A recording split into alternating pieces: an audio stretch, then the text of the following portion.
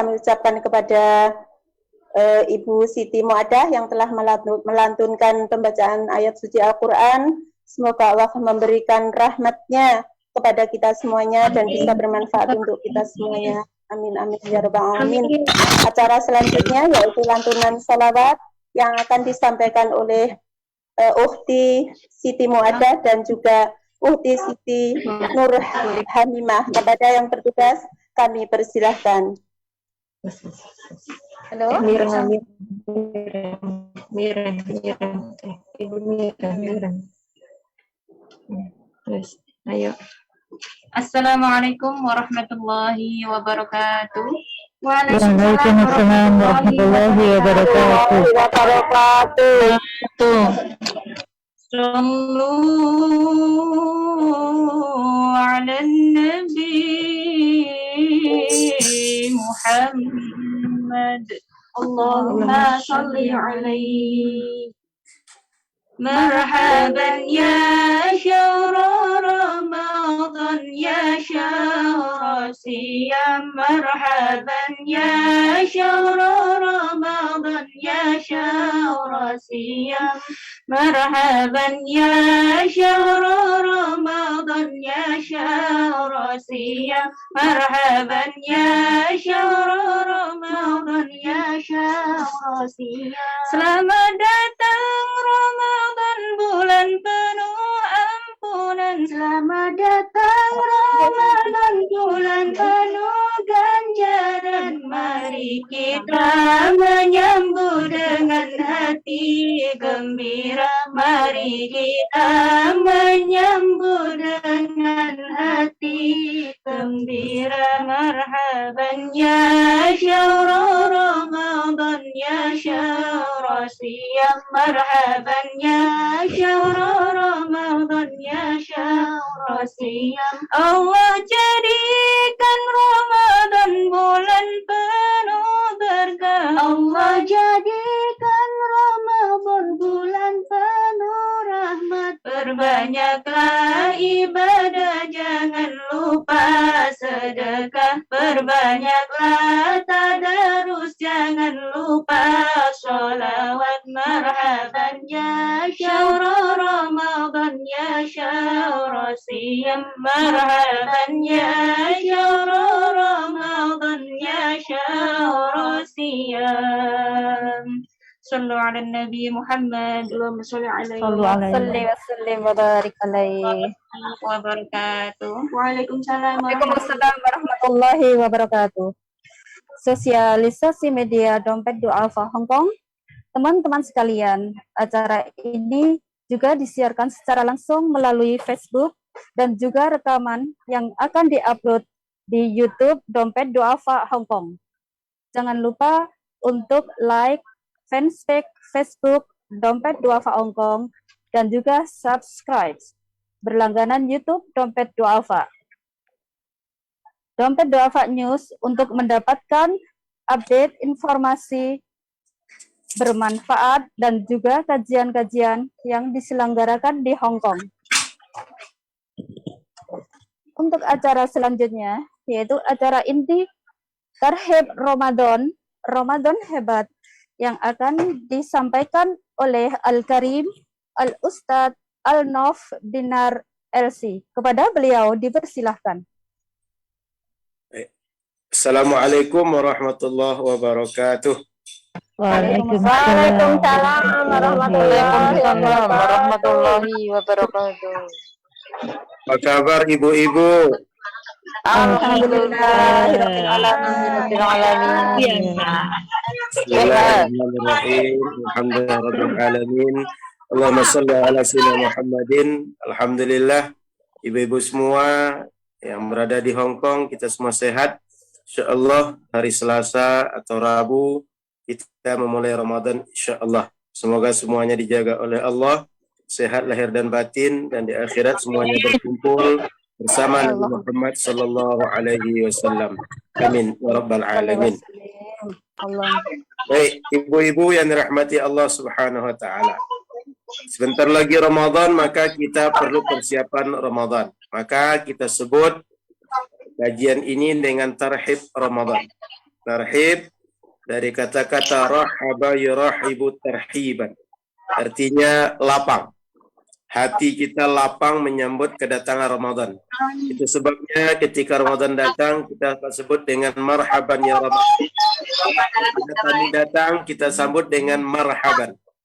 Kita sambut semua yang datang dengan hati yang lapang, hati yang gembira.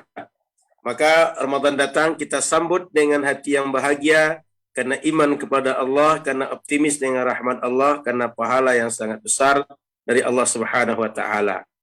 Nah, ibu-ibu rahmat Allah Subhanahu wa taala, ada tarhib, ada Ramadan.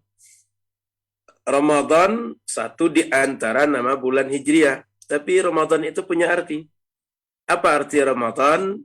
Ramadan berasal dari kalimat ramda. Ra, mim, da, kemudian hamzah di akhir. Apa artinya? Di antara arti ramda itu panas terik. Karena orang Arab ketika memberi nama setiap bulan atau sesuatu yang mereka beri nama, mereka punya filosofi. Dulu ketika mereka memberi nama bulan Ramadan, saat itu sedang terik.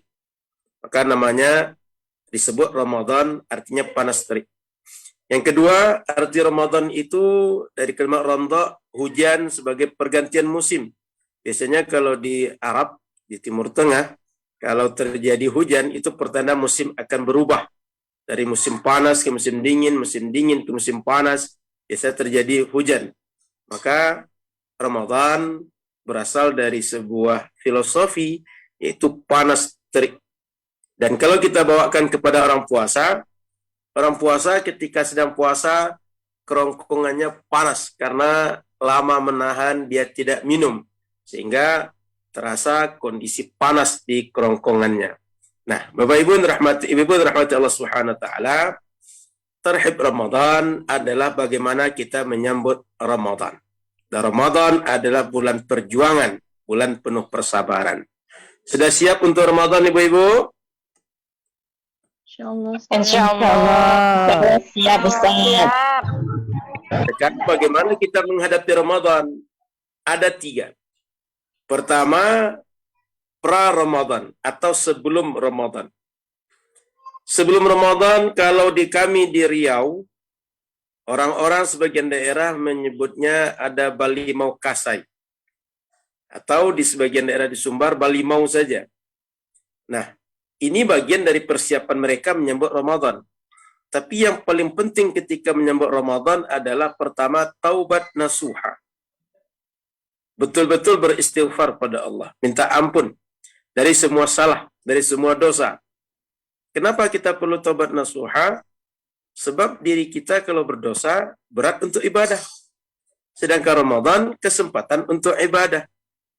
Kalau kita berat untuk ibadah, sementara yang kita hadapi bulan ibadah, maka dia tak matching, dia tak sesuai. Supaya dia sesuai, supaya kita bisa nyambut Ramadan dengan baik, kita mesti bersihkan diri dari dosa. Nah, itu sebabnya orang kalau mau berangkat haji, dia maaf-maafan. Supaya apa? Haji dia bisa ibadah sangat banyak dengan pahala terbesar. Kalau dia banyak dosa, hatinya berat untuk ibadah. Maka kita menyebutnya taubat nasuha. Berusaha bersih dari semua dosa. Yang kedua, kita silaturahim. Silaturahim dengan keluarga, silaturahim dengan handai tolan, silaturahim dengan siapa saja. Untuk apa? Agar ketika kita silaturahim, kita berjumpa, kita saling bermaafan, kemudian kita saling mendoakan dan saling mengingatkan supaya siap dengan Ramadan ini. Maka berbagai persiapan yang dibuat oleh umat Islam menyambut Ramadan dalam rangka ini. Ada bentuknya mensucikan diri dengan taubat nasuha, ada yang bentuknya dengan silaturahim. Itu pra-Ramadan. Di Hong Kong mungkin ada lagi cara yang lain menyambut Ramadan, contoh dengan pengajian atau dengan berbagai kegiatan yang lainnya. Yang kedua, menghadapi Ramadan kalau kita sudah berada dalam Ramadan. Siangnya dengan siam, dengan puasa. Dari terbit fajar sampai tenggelam matahari kita puasa. Tidak makan, tidak minum, menjaga diri, semua membatalkan puasa. Malamnya dengan qiyam. Salat, baik itu salat tahajud, salat tarawih, salat witir, salat wudu, salat hajat, dan berbagai salat sunnah yang bisa kita buat sepanjang malam. Kemudian sepanjang siang dan malam bisa juga kita buat dengan membaca Al-Quran. Boleh jadi sehari targetnya 1 juz, satu hari targetnya 2 juz, satu hari targetnya 3 juz, 5 juz, seberapa kita sanggup. Sesuai dengan keadaan ibu-ibu yang di Hong Kong. Boleh jadi sehari cuma sempat 1 lembar, atau 1 halaman, atau sanggupnya 5 lembar, atau 1 juz, 2 juz, sesuai dengan kita. Karena kita tak mesti sama dengan orang. Boleh jadi di antara kita ada waktunya lapang, bisa mengaji 1 jam sehari, bisa 2 jam sehari. Ada yang cuma waktu cuma 10 menit, atau setengah jam, sesuai dengan waktu kita. Selain baca Al-Quran, ada yang lebih ringan, zikir. Di saat kita ada pekerjaan, tak bisa ditinggalkan, zikir tetap bisa dijalankan. Sebelum tidur bisa zikir, bangun tidur bisa zikir, saat kita sedang bekerja di dapur bisa zikir, sedang bekerja dalam rumah bisa zikir, di mana saja bisa zikir, insyaAllah. Karena zikir ini selain di tempat yang tidak terhormat, seperti kamar mandi bisa kita buat. Bacaannya bisa subhanallah, alhamdulillah, Allahu Akbar, bisa la ilaha illallah, Allah, Allah, subhanallah bihamdi, subhanallahil azim, dan berbagai bacaan zikir yang lain. Banyak redaksi zikir. Nanti kita bahas satu persatu insyaAllah. Kemudian, ada yang lebih ringan sedikit lagi. Kita tak mesti ngapa-ngapain. Uang saja. Sedekah. Menyediakan perbukaan orang puasa misalnya. Atau membelikan lampu untuk masjid. Tikar untuk masjid. Atau menyediakan dana untuk personal kegiatan dakwah selama Ramadan. Atau menyediakan berbagai kebutuhan-kebutuhan dakwah, masjid, dan pendidikan selama Ramadan, sehingga orang bisa beribadah karena sedekah kita. Dan kita dapat pahala seperti orang yang beribadah karena sedekah kita. Nah, setelah Ramadan, ini diantara amalan bisa kita buat ketika menghadapi Ramadan di dalam bulan Ramadan. Setelah Ramadan nanti berlalu, peningkatan iman dan takwa. Karena di Ramadan banyak pengajian, ada peningkatan ilmu. Karena di Ramadan banyak pengajian, banyak amal berjamaah atau amal secara tunggal, kita bisa tambah amal, tambah baik amal kita insyaAllah. Maka ini diantara bagaimana cara kita bisa menghadapi Ramadan dengan baik. Oleh karena itu, selama Ramadan di masjid-masjid, kalau kami di Pekanbaru, subuh ada kajian, zuhur ada kajian, malam ada kajian. Bahkan kalau 10 malam terakhir ada i'tikaf. Sehingga malam-malam Ramadan, siang Ramadan terisi dengan amal soleh keseluruhan. Dan itu bisa dibuat di mana saja. Jangan sampai Ramadan yang 30 hari kali 24 jam totalnya 720 jam. Pagi-pagi waktu habis jalan-jalan sana sini, duduk pinggir pantai, keliling mall, siang-siang nanti ngobrol ngalor ngidur, nonton, main HP, online, lalu cerita ini itu segala macam, capek bercerita, capek main HP, capek nonton, tidur.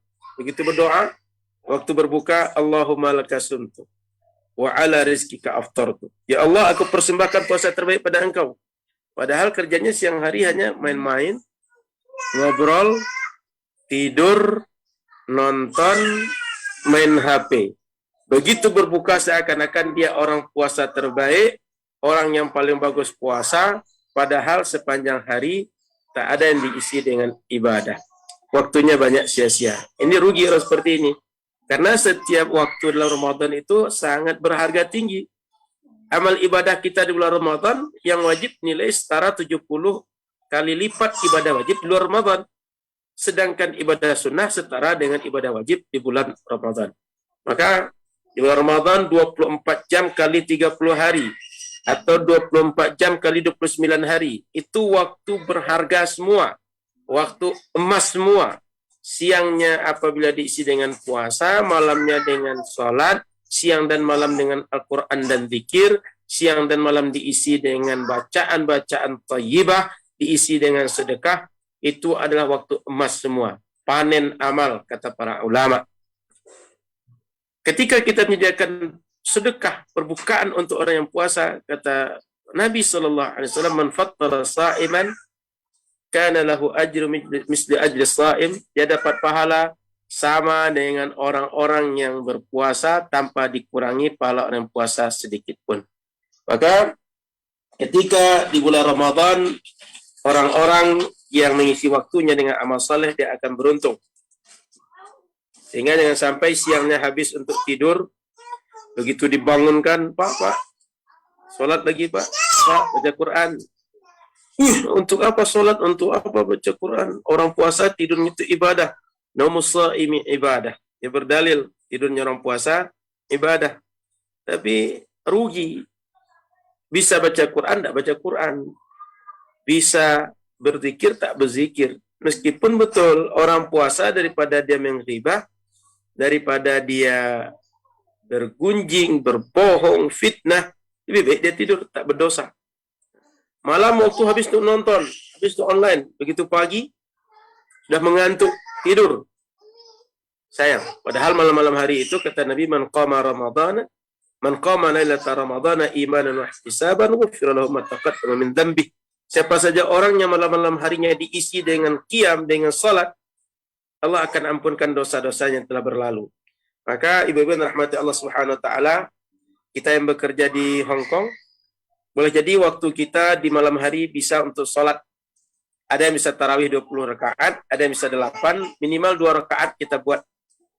Kalau tak bisa 20, minimal 2. Tak bisa 8, minimal 2. Tak bisa 8, usahakan 4. Paling minimal 2 rakaat.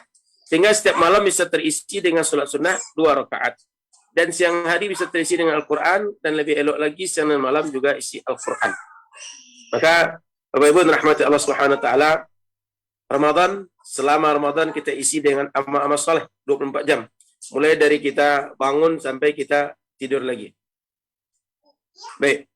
Ini secara umum bagaimana cara kita menyambut Ramadan. Ibu-ibu rahmati Allah Subhanahu wa taala. Tadi kita sebut bahwa siang kita mengisi Ramadan dengan siam atau saum, atau kita sebut dengan puasa. Apa arti siam itu? Secara bahasa Arab, siam itu imsak, menggenggam, menahan, mengendalikan. Apa yang kita kendalikan? Apa yang kita genggam? Apa yang kita tahan? Pikiran, tidak berpikir yang macam-macam, tidak berpikir duniawi, tidak berpikir dosa, tak berpikir maksiat. Yang kedua, mata, tak melihat yang berdosa atau yang mendatangkan dosa, atau melihat aib orang, kekurangan orang. Telinga, tak mendengar yang tak baik, tak mendengar sesuatu yang mendatangkan aib, tak mendengar sesuatu yang mendatangkan ghibah, tak mendengar hal-hal yang tidak berguna. Mulut, tak bicara yang tak baik, tak bicara bohong, tak menghibah, tak menyebut kekurangan orang dan berbagai hal yang tak baik dibuat oleh mulut. Intasan hati, tidak berfikir apapun yang tidak mendatangkan ketaatan atau kedekatan kepada Allah. Kemudian perbuatan tangan. Semua perbuatan tangan ini baik, menolong orang. Jangan sampai gunanya untuk memukul, menampar, mencubit, berbagai hal yang mendatangkan zalim dengan tangan kita. Lalu kemaluan, mohon maaf. Kemaluan ini kalau tak tahan bisa membuat orang berzina. Hubungan bebas dimanapun mau, dengan siapapun dia mau. Sementara syariat sudah mengatur bahwa setiap keinginan syahwat kita ada jalurnya masing-masing dan ada cara pelampiasannya, itu nikah. Kemudian kaki kita. Jangan sampai kaki kita berjalan ke sana kemari yang membawa kita maksiat, yang membawa kita berdosa, yang membuat kita jauh daripada Allah Subhanahu wa taala. Maka siang hari siam. Saat siam harus terjaga fikiran kita, mata kita, telinga kita, mulut kita, lintasan hati, tangan kita, kemaluan kita, kaki kita, semua organ badan terjaga. Jangan sampai ketika puasa dia bebas berbuat dan pada akhirnya puasa kita hanya kita tidak makan dan minum, tapi dosa yang muncul dari badan kita sangat banyak. Maka orang-orang yang benar puasanya, dia akan mendapatkan balasan terbaik daripada Allah. Tapi kalau orang yang tak benar berpuasa, dia tak bisa menjaga diri semua itu, dia hanya dapat haus dan lapar, tak dapat pahala, tak dapat balasan, tak dapat rahmat. Maka kata Nabi, man lam yada' qawla zur wal amala bih, falaysa lillahi hajatun fi ayyada' ta'amahu wa syarabah. Siapa saja orang yang ketika dia puasa, tak bisa meninggalkan perkataan yang tidak baik, perbuatan sia-sia, Allah Subhanahu wa taala tidak akan memberikan balasan dari perbuatannya karena dia menahan haus dan lapar. Artinya dia tak dapat pahala, tak dapat karamah, tak dapat kemuliaan dari semua yang dilakukan orang-orang yang berpuasa. Dia hanya dapat haus dan lapar saja. Capek. Tidak enak haus, tidak enak lapar. Hanya itu yang dia dapat. Maka orang yang berpuasa mesti menahan semua anggota tadi. Termasuk sekarang HP. Tahan tangan kita, tahan mata kita, tahan pikiran kita, tahan lintasan hati kita. Kadang-kadang kita ketika lihat update kawan, rasanya ingin untuk komen. Dan ketika komen kadang bawaannya sensi, baperan. Atau berbagai komen-komen yang sifatnya menyinggung perasaan orang atau tidak senang dengan keadaan orang lain. Maka oleh karena itu, waktu-waktu Ramadan kita isi dengan siam sepenuh siam. Kemudian, bagaimana kita memanfaatkan waktu kita 24 jam itu agar terisi dengan baik? Kita tengok mulai dari sahur. Sahur adalah waktu yang sangat berkah. Maka kata Rasul, tasaharu fa inna fis sahuri barakah. Sahurlah kalian. Karena pada waktu sahur itu sesungguhnya ada keberkahan. Hadis riwayat Imam Bukhari dan Muslim. Apa keberkahannya? Pertama, kalau kita makan, otomatis ada nutrisi yang masuk. Menyebabkan kita kuat untuk berpuasa, menahan di siang hari. Apa keberkahan maknawinya? Ada keberkahan yang lain. Waktu sahur itu waktu terbaik berdoa. Waktu sahur itu waktu terbaik beristighfar. Waktu sahur itu waktu terbaik untuk meminta kepada Allah Subhanahu wa taala.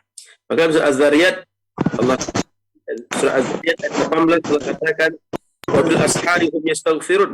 Dan para sahabat Nabi dipuji oleh Allah ketika waktu sahur atau di penghujung malam mereka beristighfar kepada Allah, sibuk untuk istighfar kepada Allah Subhanahu wa taala. Dan ketika itu di waktu-waktu seperti itu kata Nabi sallallahu alaihi wasallam, Allah justru mencari bahal min da'in fa ujibalah. Adakah yang berdoa aku kabulkan doanya, aku ijabah doanya. Fahal min sa'ilin la'atiyanna, adakah mereka meminta aku beri apa yang mereka minta. Fahal min mustaghfirin fa'aghfiralah, adakah yang mau beristighfar aku ampunkan mereka. Maka sahur itu sangat banyak keberkahan lahir dan batin. Sehingga sahur itu mempersiapkan kekuatan fisik untuk kita puasa siang hari, waktu memohon kepada Allah di waktu yang terbaik, dan waktu untuk membiasakan diri bangun malam untuk beribadah. Kalau kita tiap hari bangun malam, maka insya Allah sepanjang tahun bisa mudah bangun malam. Sehingga waktunya bisa diisi untuk minimal witir, minimal tahajud 2 rakaat lalu witir, atau sekedar sholat tahajud 2 rakaat, atau paling minimal sekali 2 rakaat ini 2 rakaat tahajud paling minimal sekali. Kalau bisa 2 rakaat tahajud, witir lebih baik. Kalau bisa 11 rakaat lebih baik. Sebagaimana Rasulullah SAW di siang hari Ramadan, di malam hari Ramadan, beliau banyak melaksanakan salat sunnah. Kita pula berusaha untuk itu. Nah, ketika sahur tadi, selain dia waktu utama untuk berdoa, waktu utama untuk ibadah, waktu utama untuk beristighfar. Maka kita baca istighfar dengan berbagai redaksi. Astaghfirullah, atau astaghfirullahalazim, atau astaghfirullahalazim alladzi la ilaha illa huwal hayyul qayyum wa atubu ilaih. Atau bisa dengan yang lebih panjang sedikit, dengan sayyidul istighfar. Allahumma anta rabbi la ilaha illa anta khalaqtani wa ana 'abduka wa ana 'ala ahdika wa 'ahdika mastata'. A'udzu bika min syarri ma sana'.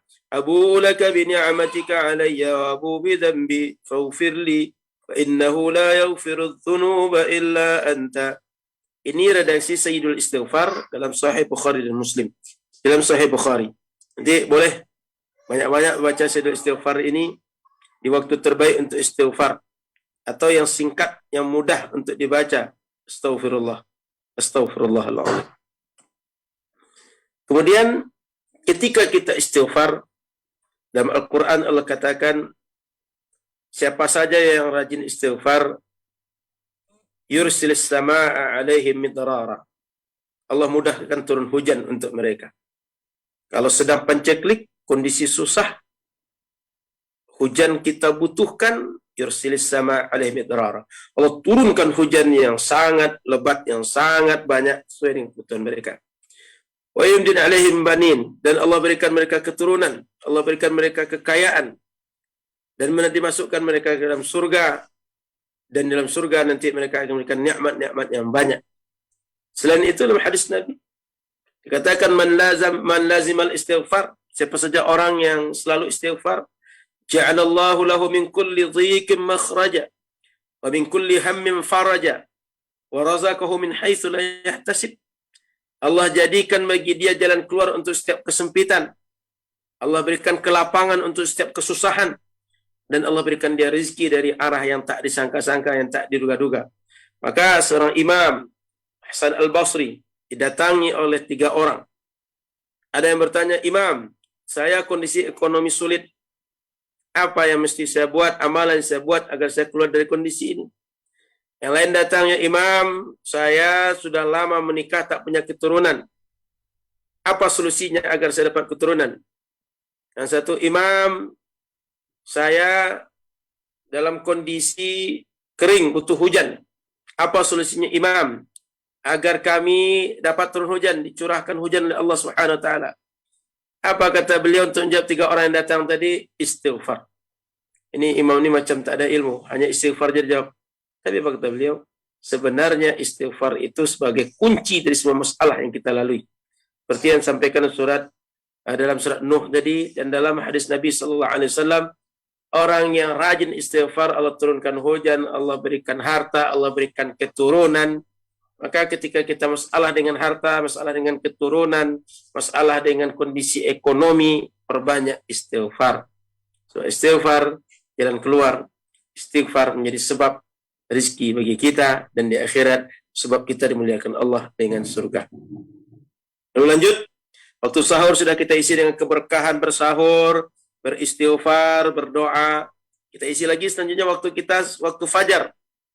Sebelum subuh, solat 2 rakaat qobliyah jangan tinggal. Kenapa? Kata Nabi, raka'atal fajri khairum minad dunya ma fiha. 2 rakaat qobliyah subuh, 2 rakaat yang kita kerjakan antara azan dan iqamah, itu pahalanya lebih baik pada dunia dan segala isinya.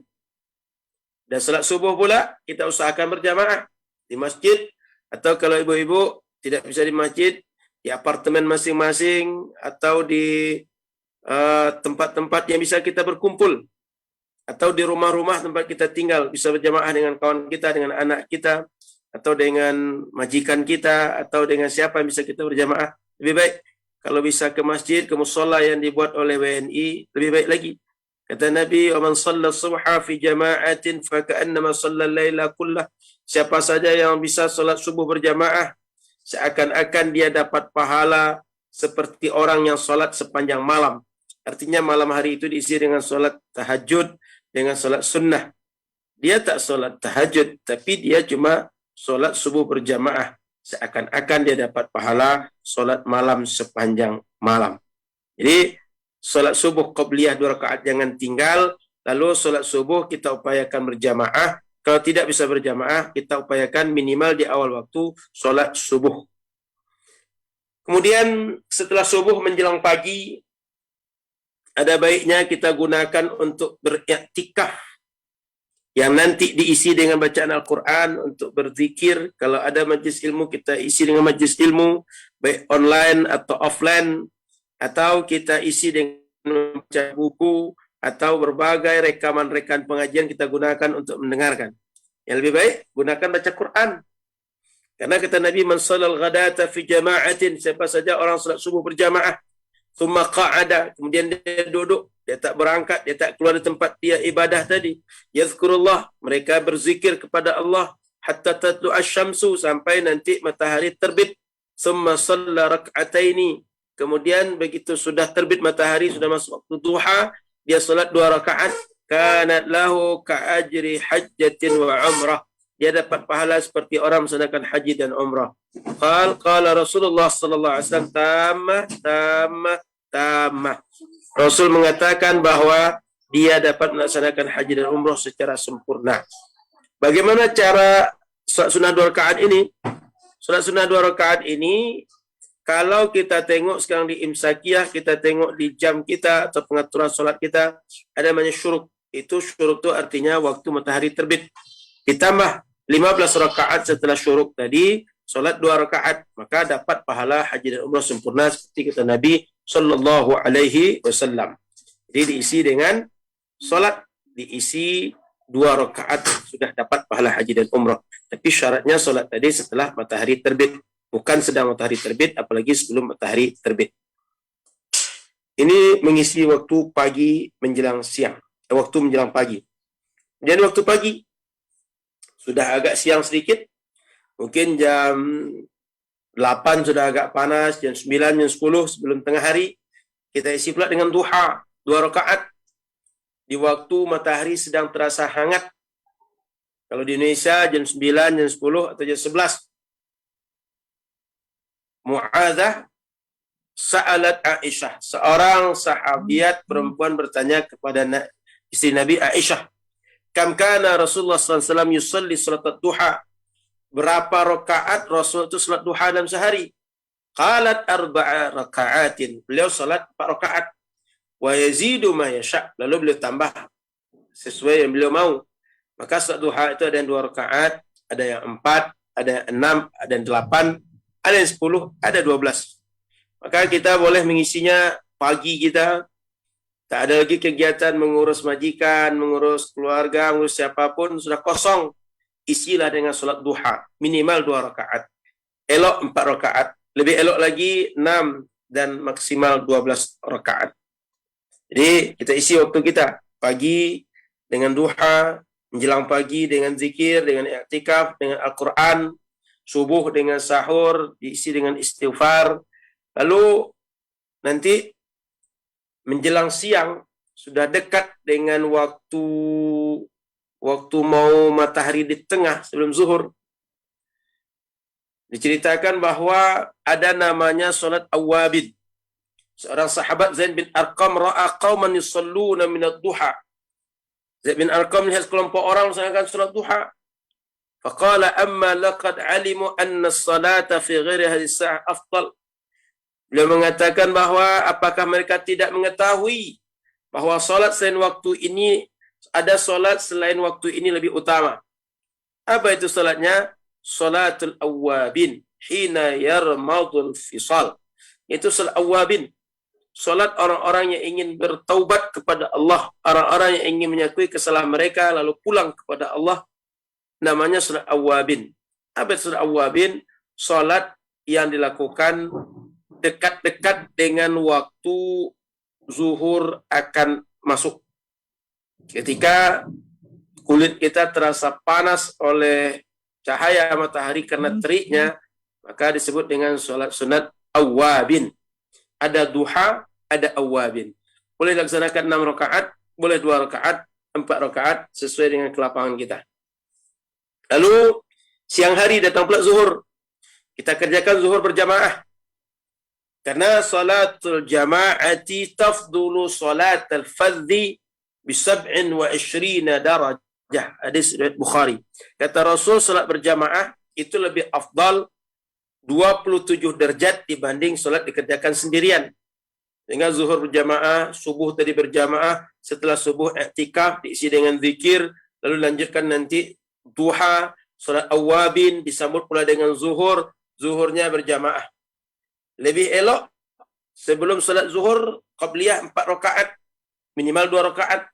Karena kata Nabi, man shalla 12 raka'ah fi yaumin wa lailah bunya lahu bihinna baitun fil jannah. Siapa saja orang yang salat 12 rakaat dalam sehari semalam, ini selain salat fardu, Allah akan bangunkan untuk dia satu rumah di surga. Apa yang 12 tadi itu? 4 rakaat sebelum zuhur, 2 rakaat setelah zuhur sudah 6, 2 rakaat setelah maghrib 8, 2 rakaat setelah isya 10, 2 rakaat sebelum subuh 12. Ini namanya solat sunnah rawatib muakkad. Solat sunnah rawatib yang sangat dianjurkan. Adapun ghairu muakkad bisa ditambah pada zuhur 2 rakaat, sebelum asar 2 rakaat, sebelum maghrib 2 rakaat, sebelum isya 2 rakaat. Dalam hadis lain kata Nabi, bainal adzanaini, antara adzan dan iqamah ada salat 2 rakaat. Maka qabliyah setiap salat bisa kita isi 2 rakaat. Minimal 12 rakaat ini kita jaga. Atau 10, 2 rakaat sebelum zuhur, 2 rakaat setelah zuhur, 2 rakaat setelah maghrib, 2 rakaat setelah isya, 2 rakaat setelah sebelum subuh. Nah, ibu-ibu rahmat Allah Subhanahu wa taala, salat-salat ini dia tak berat karena dikerjakan beriringan dengan salat fardu. Tinggal hati kita lagi. Selama hati kita mau, insya Allah bisa kita laksanakan. Tak mesti banyak, 2 rakaat cukup. Tapi 2 rakaat itu sudah cukup sebagai pemberat timbangan amal di akhirat nanti. Sudah cukup untuk menutup berbagai kekurangan-kekurangan salat kita di akhirat. Salat sunnah ini, ibu-ibu rahmat Allah Subhanahu wa taala, minimal di antara manfaatnya, nanti kata Allah kepada semua hamba, malaikat disuruh menghisab amal mereka. Dan amal pertama dihisab itu adalah salat. Kalau amal salat tak sempurna, Allah suruh tengok, dia dulu di dunia rajin salat sunnah atau tidak. Kalau rajin salat sunnah, dijadikan salat sunnah tadi penutup salat wajib yang kurang, yang tidak sempurna pahalanya. Sehingga setelah sempurna baru dihisab amalan salatnya. Yang kedua, ada sahabat Nabi ditanya oleh Nabi, "Sal, mintalah oleh engkau apa yang engkau mau." Apa kata sahabat tadi? Nabi, saya tak ingin banyak-banyak. Saya cuma mau satu saja, murafaqatuka fil jannah, bersama engkau di surga. Apa kata Nabi? A'inni ala dzalika bikasratis sujud. Kalau engkau mau bersamaku di akhirat, mau masuk surga, tolong aku untuk mewujudkannya dengan satu hal saja. Apa itu? Perbanyak sujud. Maknanya apa? Perbanyak salat sunnah. Jadi salat sunnah tadi minimal 2 fungsinya. Menutup kekurangan-kekurangan salat fardu kita di akhirat nanti. Yang kedua, untuk menjadi sebab kita bisa berjumpa bersama Rasulullah dan mudah masuk surga di akhirat nanti. Baik, ibu-ibu yang dirahmati Allah Subhanahu wa taala, begitu kita sudah lewati 5 waktu dengan salat qabliyah dan ba'diyah, nanti malam bisa juga dengan qiyamul lail. Sepanjang malam kita isi dengan waktu beribadah. Atau kalau kita tak bisa mengisi sepanjang malam, minimal 1 jam sebelum waktu subuh kita sudah bangun, kita sahur, kita salat malam. Atau kalau bisa 2 jam lebih itu kita salat malam lebih banyak, nanti sahur, lalu mulai puasa. Nah, qiyamul lail ini perlu dipahami, ada salat, ada baca Quran, ada zikir, ada muhasabah. Dan semua itu bisa dilakukan dengan i'tikaf. Tidak mesti hanya solat saja. Mungkin kita sedang berat untuk solat, capek fisik, sambil duduk baca Quran, boleh. Sambil duduk zikir, boleh. Sambil duduk muhasabah, boleh.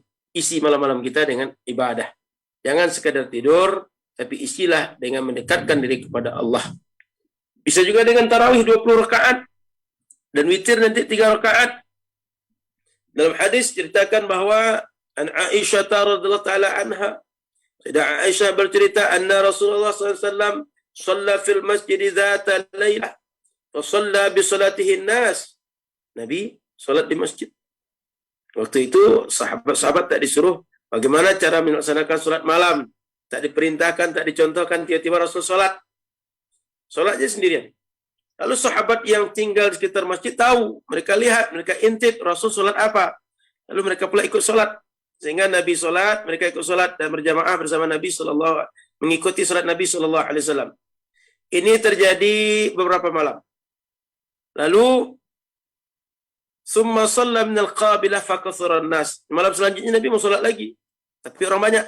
Summa ijtama'u min al-lailati ats-tsalitsah aw ar-rabi'ah falam yakhruj ilaihim. Sahabat semakin ramai berkumpul malam ketiga atau malam keempat, Nabi tak lagi keluar, tak ikut lagi ke masjid itu salat. Lamma asbaha qala qad ra'aytu alladhi sana'tum falam yamna'ni min al-khuruj ilaikum illa anni khashitu an tafruḍa 'alaikum. Nabi ketika subuh cerita, semalam aku tahu apa yang kalian buat. Aku paham kalian semua berkumpul nunggu aku untuk salat, tapi aku sengaja tak keluar. Kenapa? Aku khawatir salat tarawih itu diwajibkan untuk kalian. Kalau wajib tarawih, kita yang bekerja malam tak bisa tarawih, berdosa kita. Nah, ini rahmat Allah. Tak diwajibkan sehingga kita tak berdosa kalau tidak tarawih. Dan salat tarawih ini hanya berlaku di bulan Ramadan saja, tak ada di luar Ramadan. Maka kemudian salat tadi lanjut ke sahabat. Rasul tak menyuruh, tak merintah, tapi sahabat karena sudah melihat Rasul solat dan solat bersama Rasul, setiap malam mereka solat terus, solat sunnah. Ada di masjid dengan jamaah 5 orang, ada 10 orang, ada 2 orang, 3 orang. Lalu di masa Khalifah Umar bin Khattab, dikumpulkan semua orang tadi untuk solat dengan satu imam, sahabat Ubay bin Ka'ab. Lalu mereka solat berjamaah 20 rakaat, setiap 2 rakaat salam, jumlahnya 20. Lalu kata Sayyidina Umar bin Khattab, ni'matul bid'atu hadhi. Bid'ah yang terbaik itu, yang paling keren, paling mantap itu ya ini, yaitu salat tarawih 20 rakaat berjamaah diadakan di masjid. Nah, bagi kita yang sehat bisa ke masjid, ada baiknya tarawih di masjid. Bagi kita yang terikat dengan pekerjaan, terikat dengan tempat tinggal yang jauh, tak bisa ke masjid, maka salat di rumah boleh 8, boleh 20. Yang penting jangan sampai malam-malam Ramadan tak terisi dengan ibadah, minimal dengan 2 rakaat salat. Lalu nanti pula witir. Witir diceritakan bahwa qala li Abi Bakr, Rasul bicara, Rasulullah sallallahu alaihi wasallam bicara kepada Abu Bakar di awal malam, mata tutir, kapan engkau berwitir? Rasulullah bertanya lagi kepada kata Abu Bakar, utiru min awal lail, saya solat di awal malam sebelum tidur. Qala li Umar, Nabi bertanya pada Umar, mata tutir, engkau kapan witir Umar? Qala akhir lail, saya di akhir malam. Faqala li Abi Bakrin, kata Rasul kepada Abu Bakar, akhadha hadha bil hazm, wa qala li Umar, akhadha hadha bil quwwah. Umar dan Abu Bakar dipuji oleh Rasul kedua-duanya. Kenapa? Karena keduanya berusaha untuk melaksanakan witir. Sedangkan Abu Bakar memilih sikap hati-hati. Sedangkan Umar memilih sikap terbaik, sikap yang paling kuat, yaitu dia mesti witir malam ini. Sehingga malam itu dia pastikan dia tidur lalu harus bangun supaya minimal dapat witir. Namun perlu diingat, la witran fil lailah, tidak dianjurkan 2 kali witir dalam satu malam. Kalau kita sudah witir sebelum tidur, nanti begitu setelah salat malam tidak perlu lagi witir. Tapi kalau belum witir sebelum tidur, begitu kita tahajud, begitu kita tarawih, begitu kita salat hajat, nanti boleh ditutup dengan witir. Kalau tidak, maka kita tak mesti, kalau misalnya belum dilaksanakan witir, kita boleh witir. Kalau sudah, tak perlu kita tutup lagi dengan witir. Kemudian, ibu-ibu yang dirahmati Allah Subhanahu wa taala, malam-malam sebaiknya kita isi penuh waktu kita dengan tahajud. Tahajud ini boleh dengan solat 20 rakaat, dengan 10 rakaat, dengan 100 rakaat, minimal 2 rakaat. Kata Allah, wa minal laili fatahajjat bihi nafilatan lak, asa ay yab'atsaka rabbuka maqaman mahmuda. Dan pada sebagian malam saja, tak seluruh malam, bangunlah kalian, bertahajudlah kalian sebagai tambahan amalan bagi kalian, tambahan pahala dan balasan bagi kalian. Semoga Allah Subhanahu wa taala mengangkat engkau ke tempat yang terpuji, pada kedudukan yang terpuji dari Allah Subhanahu wa taala. Maka malam kita isi dengan tahajud, kita isi dengan witir, kita isi dengan tarawih. Hanya saja witir tak boleh 2 kali dalam satu malam. Apalagi amalan lain kita gunakan untuk muhasabah, menetes air mata karena ingat dosa, menetes air mata karena ingat kelalaian dan kekurangan dan berbagai kesalahan kepada Allah. Kata Rasulullah, sab'atun yuzilluhumullah fi zillihi yawma la zilla illa zilluh. Ada 7 kelompok orang yang akan dinaungi oleh naungan Allah saat matahari dekat di kepala di hari kiamat nanti. Tak ada naungan kecuali hanya naungan dari Allah. Di antara 7 itu Rasulullah sebutkan, wa rajulun zakarallah khalian fafadat ainah. Seseorang yang ingat kepada Allah, zikir kepada Allah, mengkaji dosa, mengkaji amal, lalu dia terus sentuh bahwa banyak amal belum dikerjakan, banyak dosa yang telah dibuat. Dia berharap rahmat Allah sangat luas sehingga Allah ampunkan. Maka orang kalau seperti ini termasuk 1 di antara 7 golongan yang tak akan merasakan panas matahari saat matahari dekat di atas kepala, digambarkan sejengkal di atas kepala, atau menggambarkan jarak sangat dekat di atas kepala kita. Maka perbanyaklah sekarang, ibu-ibu rahmati Allah Subhanahu wa taala, waktu-waktu kosong diisi dengan muhasabah. Apalagi malam hari waktu tenang, setelah kita sholat, duduk sebentar di atas sajadah, kita renungkan dosa-dosa yang sudah dibuat dan amal-amal yang belum dibuat. Kemudian selain mencucikan mata, kita baca Al-Quran. Iqra Al-Quran, fa innahu ya'ti yaumil qiyamah syafi'an li ashabih. Bacalah Al-Quran, karena Al-Quran itu akan datang di akhirat sebagai penolong bagi orang-orang yang di dunia sibuk dengan Al-Quran. Dalam hadis riwayat Imam Muslim. Dalam hadis Imam Muslim yang lain dikatakan al-mahiru bil Quran. Orang yang mahir membaca Al-Quran sudah lancar ya, sudah tepat makhrajnya, sudah bisa cepat dalam membaca. Ma'as safaratil kiramil bararah. Mereka akan bersama para malaikat yang dimuliakan. Walladhi yaqra'ul Qur'an wa yata'ta fih wa huwa 'alaihi syaq lahu ajran. Sedangkan orang yang baca Quran itu terbata-bata, susah untuk baca Quran, sulit baca Quran, maka dia akan mendapat pahala 2. Karena dia susah baca Quran, pahala jihad. Yang kedua, pahala dia mau membaca Al-Quran. Sehingga Bapak Ibu rahmat Allah SWT, tak ada yang rugi orang baca Quran. Baca Quran lancar, tak lancar semuanya dapat pahala, dapat kelebihan dari Allah Subhanahu wa taala. Kemudian tentang amalan tadi yang kita isi Ramadan kita dengan sedekah. Yang paling afdal kita gunakan untuk menyediakan perbukaan orang puasa. Secara umum Rasul ditanya, ayu sedekati afdal? Rasul, sedekah yang mana satu yang afdal? Apa kata Rasul? Sedekatu, sedekah yang kau keluarkan di Ramadan ketika Ramadan afdal, adalah sedekah yang terbaik. Maka kalau datang Ramadan, ada baiknya kita sediakan segelas air, semangkuk makanan minuman untuk orang berbuka puasa. Kalaupun kita tak dapat puasa, orang bisa berbuka karena apa yang kita buat, sehingga Allah Subhanahu wa taala bukakan hidayah untuk kita, bukakan hidayah untuk Tuhan kita, dan bukakan hidayah untuk orang sekitar kita, supaya menjadi orang baik, orang yang mendekatkan diri pada Allah Subhanahu wa taala. Kata Nabi, man fattara sa'iman kana lahu mithlu ajrihi ghaira annahu la yanqusa min ajri sha'imi syai'an. Siapa saja menyediakan perbukaan bagi orang yang puasa, Allah Subhanahu wa taala kasih dia pahala tanpa dikurangi pahala orang yang puasa sedikit pun, sebanyak 100 kali lipat. Jadi Bapak Ibu rahmat Allah Subhanahu wa taala, perbanyak sedekah luar Ramadan, baik untuk persediaan perbukaan atau untuk dakwah atau untuk sekre dan berbagai hal yang manfaat bagi umat Islam. Semoga itulah yang akan menolong kita di akhirat nanti. Amin ya rabbal alamin. Selanjutnya zikir. Zikirnya zikir apa? Boleh dengan la ilaha illallah. Karena kata Nabi, afdalu zikri la ilaha illallah. Wa afdalu doa alhamdulillah. Doa terbaik dengan alhamdulillah. Kemudian dalam hadis lain Nabi mengatakan, khairul amali in tufariqat dunya wa lisanuka ratbun min zikrillah. Sebaik amal ibadah adalah engkau mati meninggalkan dunia ketika lidahmu dalam keadaan basah karena berzikir pada Allah Subhanahu wa taala. Maka sepanjang Ramadan bisa kita isi dengan zikir, sehingga zikir inilah yang akan menolong kita di akhirat nanti insyaallah. Kemudian bisa juga zikir itu dengan kalimat-kalimat zikir yang lain. Ada kata Nabi, kalimatani khafifatani 'alal lisan, thaqilatani fil mizan, habibatani ila rahman. Ada 2 kalimat zikir yang dia ringan diucapkan, ringan di lisan, kemudian berat di timbangan amal, serta menjadi sebab kecintaan Allah Subhanahu wa taala. Apa itu? Subhanallah bihamdi, subhanallahil azim.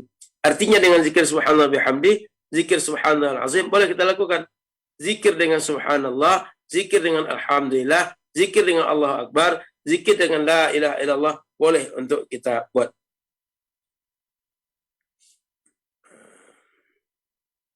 Baik. Ibu-ibu rahmat Allah Subhanahu wa taala, ada makna lain Ramadan yang perlu kita sadari. Apa itu? Ramadan ini bulan untuk kita latihan takwa. Latihan takut kepada Allah. Latihan diri kita untuk menjaga diri agar selalu dalam koridor taat pada Allah. Yang kedua, latihan merasakan kehadiran Allah dalam segala hal. Sehingga setiap waktu kita diisi dengan zikir, diisi dengan Al-Quran, diisi dengan berbagai hal yang baik, karena merasa setiap saat dimanapun berada kita diawasi oleh Allah Subhanahu wa taala. Kemudian manfaat lain, self control, untuk kontrol pribadi. Karena orang puasa banyak menahan, sehingga dia tak sembarangan melampiaskan kemarahan, tak sembarangan komplain, tapi dia mudah memaafkan orang-orang yang salah, orang-orang yang terlanjur. Kemudian Ramadan artinya yang lain adalah pelatihan sholat jamaah.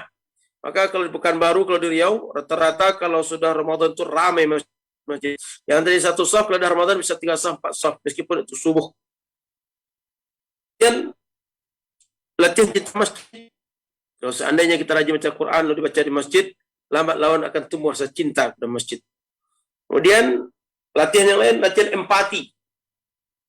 Belajar meningkatkan rasa peduli dan perhatian pada fakir dan miskin. Karena memang banyak orang yang kondisinya lapang tapi tak pernah kenal dengan orang miskin, tak pernah bertemu dengan orang miskin.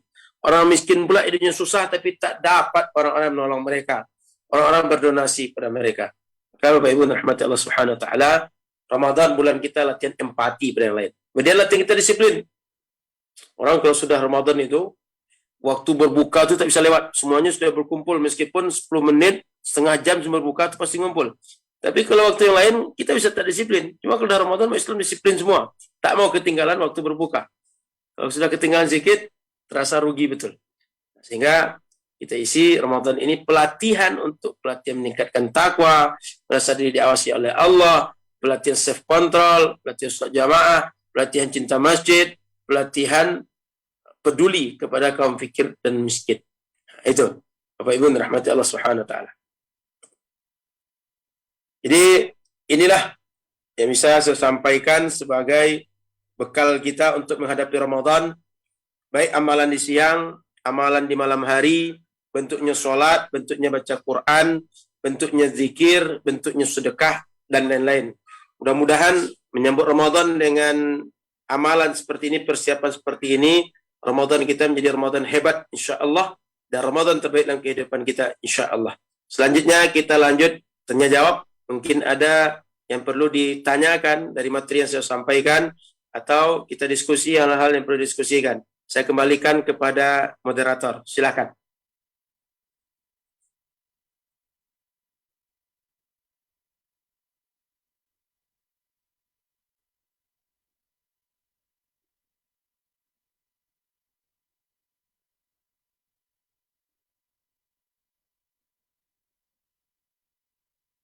Silakan Ibu moderator. Saya Saya kembalikan. mewakili Bu MC, nggih. Bu MC-nya belum dinyalakan mute-nya. Untuk teman-teman, terima kasih sekali lagi kami ucapkan kepada Ustadz atas tausiah yang disampaikan, yang insya Allah sangat bermanfaat buat kami semuanya. Bagi teman-teman yang ingin bertanya atau berkonsultasi, kami persilahkan untuk menyalakan mute-nya masing-masing. Assalamualaikum Bu Rusmi. Waalaikumsalam warahmatullahi wabarakatuh. Warahmatullahi wabarakatuh. Maaf, videonya nggak bisa saya itu apa namanya nggak saya hidupin soalnya saya lagi kerja. Baik, silakan. Saya mau bertanya Pak Ustadz, seandainya kita kan baca Al-Quran, bolehkah baca Al-Quran tidak memakai keadaan di jalan gitu, seperti keadaan kita di bis kayak gitu. Baik. Misalkan begini, kita di sini kan kerja yang namanya dengan orang Cina itu kan kita nggak selalu duduk dan memakai kerudung kayak gitu kan. Bolehkah misalkan di bis, di jalan kayak gitu kita membaca Al-Quran? Al-Qurannya itu kan saya punya Al-Quran itu di HP gitu loh Pak. Maksudnya Pak Ustadz, maaf. Baik. Bolehkah seperti itu? Tapi kita dalam keadaan berwudu. Baik. Al-Quran Ibu, selama Ibu dalam keadaan sholat, artinya tidak sedang haid, tidak sedang nifas, itu boleh baca Al-Quran meskipun Ibu tidak dalam keadaan wudu. Tapi kalau dalam keadaan wudu, lebih baik. Dan boleh membacanya saat kita berada di perjalanan, saat kita berada di rumah, saat kita sedang aktivitas di tempat kita bekerja, atau dalam keadaan kita sedang nyetir bis, kita sedang nyetir tapi hafal Quran, bisa kita ngaji. Tidak mesti dalam keadaan wudhu. Cuma memegang mushaf Al-Quran, buku Al-Quran itu yang sudah dibukukan itu, mesti dalam keadaan wudhu. Membawa Al-Quran itu mesti berwudhu. Tapi kalau HP ada aplikasi Quran, maka boleh kita baca meskipun tak berwudhu. Kenapa? HP bukan mushaf Al-Quran. Sehingga bisa kita membaca kapan saja, meskipun tak berwudu, meskipun dalam keadaan bekerja. Boleh, Ibu? Oke, Pak Ustadz, Baik. kalau kita kan seperti saya kan babysitter di sini ya. Baik. Saya itu di sini nggak memakai nggak memakai kerudung di sini. Saya misalkan saya pakai kayak lengan pendek kayak begitu. Bolehkah seperti itu? Saya cuma pakai jaket yang ada topinya kayak gitu loh, Ustadz. Kalau baca Al-Quran boleh tak? Baik. Jadi baca Al-Quran itu paham. Baca Al-Quran itu kalau kita menutup aurat lebih baik, dalam keadaan suci lebih baik. Tapi seandainya kita di rumahan pakainya tak semuanya nutup aurat, itu boleh. Cuma lebih afdal kalau seandainya kita bisa menutup aurat kita. Jadi tak ada halangan, Ibu. Boleh, Ibu. Oh, terima kasih Ustaz, terima kasih. Baik, Ibu. Soalnya saya kalau kadang nganterin sekolah, jemput sekolah kayak gitu kan lama Pak Ustaz. Kadang saya pakai jaket yang tipis, terus namanya pakai selendang, cuma saya tutupin aja lutut saya gitu. Terus saya nggak memakai kerudung kan Pak Ustaz di sini. Boleh, Ibu. Saya cuma pakai jaket yang ada topinya kayak gitu. Boleh. Kalau nungguin les gitu kan sampai 1 jam sampai 2 jam terkadang. Kadang kan boring, jadinya kadang saya membaca Al-Quran seperti itu. Nah, lebih baik diisi dengan Al-Quran, Bu, atau selawatan, atau dihidupkan di HP selawat sambil kita iring. Dan selawat itu, Bu, termasuk amalan yang tak mesti kita dalam keadaan bersih, tak ada mesti dalam keadaan suci. Kita iring saja dapat pahala. Apalagi sengaja selawat, bukan sekadar mengiring yang ada di HP, yang ada di TV, yang ada online. Wallahu a'lam. Terima kasih Pak Ustadz, terima kasih. Sama, Bu. Silakan, ada lagi yang lain, Bu? Assalamualaikum Ustadz. Waalaikumsalam warahmatullahi wabarakatuh. Silakan, Bu. Saat ini terkait dengan doa ketika kita memasuki Ramadan pertama itu apakah diperbolehkan berniat untuk 1 bulan penuh? Terkadang kita takutnya itu kerinan atau bagaimana, jadi untuk jaga-jaga itu apa diperbolehkan Ustadz? Baik. Untuk niat puasa, ibu-ibu yang dirahmati Allah, ada puasa wajib, ada puasa sunnah. Kalau puasa wajib, niatnya itu harus memenuhi 3 unsur. 1, harus di malam hari. Maknanya, mulai dari tenggelam matahari hari sebelumnya, kita anggap puasa pertama nanti Selasa. Sejak matahari tenggelam di hari Senin, sampai masuk waktu subuh di hari Selasa, itu dihitung malam, dan saat itu kita bisa berniat. Harus malam hari 1. Yang kedua, mesti setiap malam. Tidak boleh sebulan dirapel malam pertama saja. Ya Allah, saya niat puasa 1 bulan. Itu nggak boleh. Atau 1 minggu dirapel, 10 hari dirapel, nggak boleh. Kenapa? Karena setiap hari ibadah berdiri sendiri, beda dengan hari kemarin, beda dengan hari esok. Maka mesti niat setiap malam. Kalau batal 1 hari, kita batal 1 hari, kita ganti 1 hari saja. Tapi kalau misalnya niat 1 kali untuk 1 bulan, nanti jangan-jangan ibu batal 1 hari, gantinya 1 bulan. Atau batal 2 hari, gantinya 1 bulan.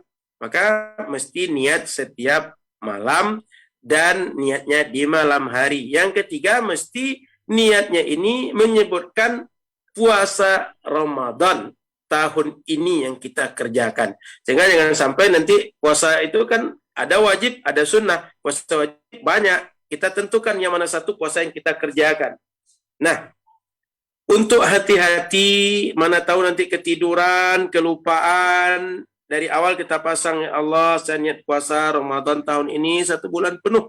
Nah, menurut mazhab Maliki boleh seperti itu. Nah, kita paskai keduanya. Malam hari pertama Ramadan kita berniat untuk sebulan penuh. Setiap malam kita juga berniat. Sebagai apa? Antisipasi. Kalau nanti ada ketiduran, ada kelupaan, tak ingat berniat, sehingga mudah-mudahan yang niat 1 bulan penuh 1 malam pertama tadi menutup kekurangan kita. Lah, Baik. yang ingin saya tanyakan itu hand sanitizer yang mengandung alkohol itu bisa membatalkan wudhu nggak, Ustaz? Baik. Hand sanitizer ada alkohol atau tidak membatalkan wudhu, Bu. Apalagi di zaman sekarang ketika kondisi kita pandemi. Bahkan boleh jadi dalam kondisi tertentu kita mesti pakai supaya kita aman. Sehingga kondisinya dia yang tadi barangkali bukan sesuatu yang urgen bisa menjadi urgen, bahkan urgennya menjadi emergensi, apalagi bagi perawat atau orang-orang tertentu yang interaksinya tinggi dan kemungkinan interaksinya dengan orang-orang yang kemungkinan dia bisa positif COVID. Kita untuk antisipasi cuci tangan, hand sanitizer, masker, jaga jarak, tapi hand sanitizer ini mesti. Maka hand sanitizer tak membatalkan wudhu. Dalam kondisi tertentu, dia bahkan bisa jadi wajib untuk kita pakai, sehingga sama sekali dia tak akan membatalkan wudhu kita. Nah, begitu, Bu. Jazakallah khair, Ustadz, pencerahannya. Terima kasih. Sama. Assalamualaikum. Assalamualaikum. Waalaikumsalam warahmatullahi wabarakatuh. Silakan, Bu. Saya Nur Halimah, Ustadz, mau bertanya. Baik, Nur Halimah. Baik, Ya. silakan, Bu. Terkait dengan label halal, Ustadz.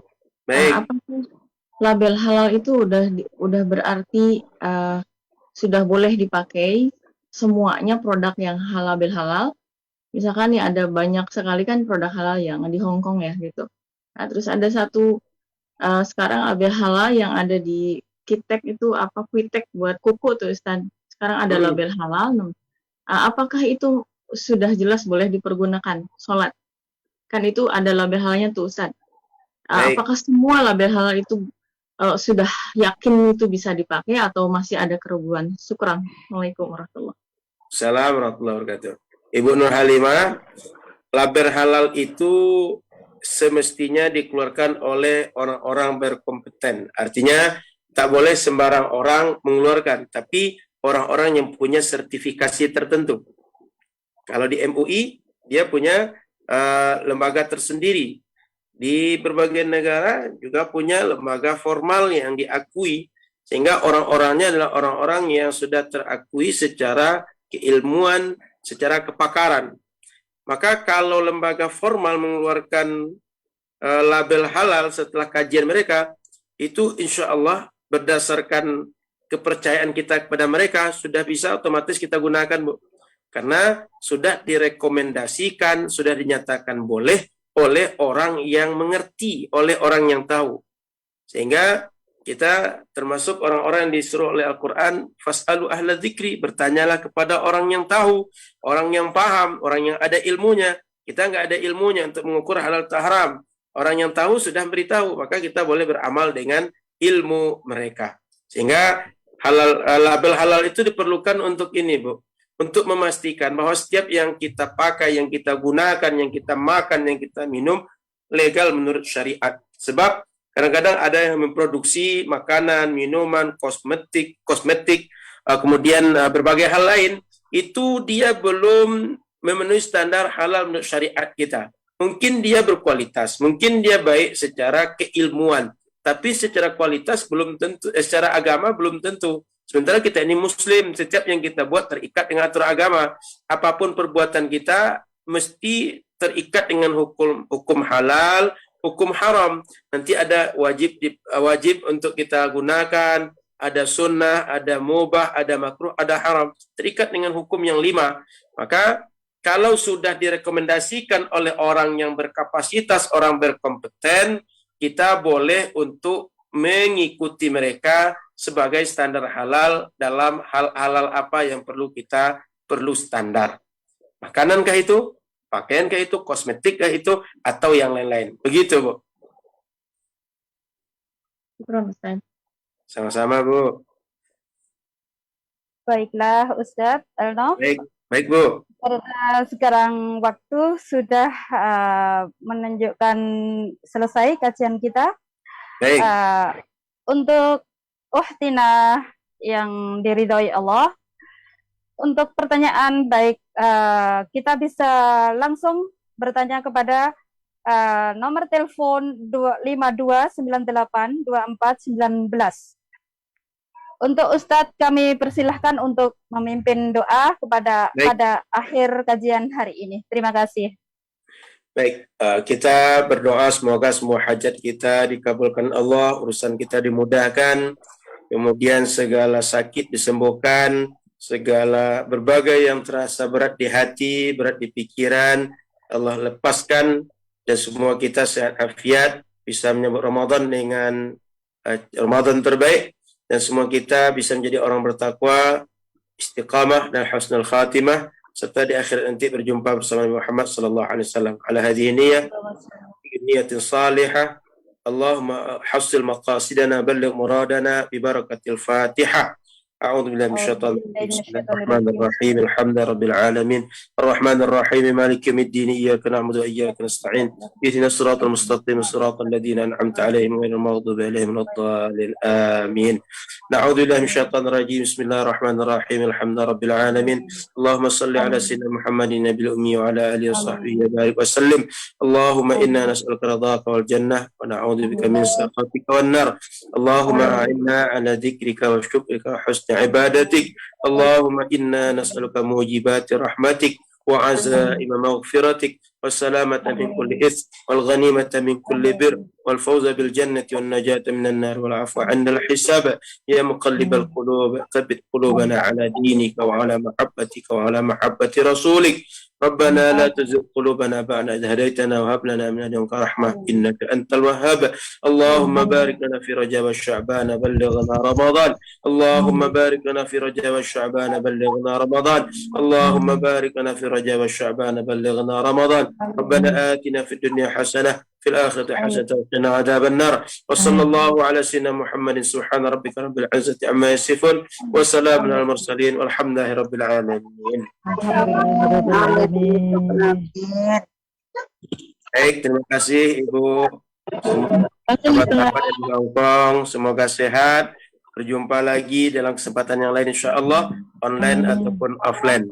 Kalau ke Pekanbaru, ke Riau boleh main-main ke Yayasan Temu Wakaf Umat, juga main-main ke Dompet Du'afa Riau, kami ada di situ.